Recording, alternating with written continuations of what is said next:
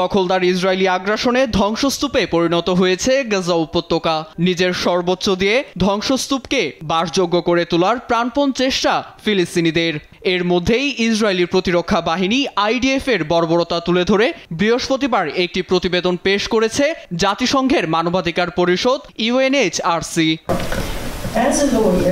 প্রতিবেদনে বলা হয়, আইডিএফ শুধু গণহত্যাই নয়, যৌন নিপীড়ন চালিয়ে পরিকল্পিতভাবে ফিলিস্তিনি নারীদের প্রজনন স্বাস্থ্যকে ধ্বংস করেছে।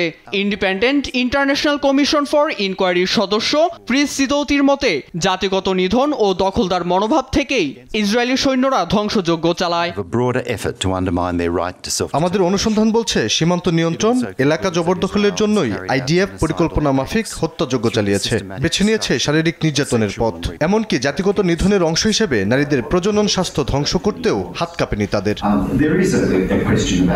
জাতিসংঘ মানবাধিকার কমিশনের প্রতিবেদনে গাজায় ব্যাপক ধ্বংসযজ্ঞ, বেসামরিক এলাকায় ভারী বিস্ফোরক ব্যবহার এবং হাসপাতাল ও স্বাস্থ্যকেন্দ্রগুলোতে হামলার ভয়াবহ ইঙ্গিত দেয়। এছাড়া জিম্মি ফিলিস্তিনি বন্দীদের উপর ধর্ষণ ও যৌন সহিংসতার অভিযোগ আনা হয় ইসরায়েলি বাহিনীর বিরুদ্ধে।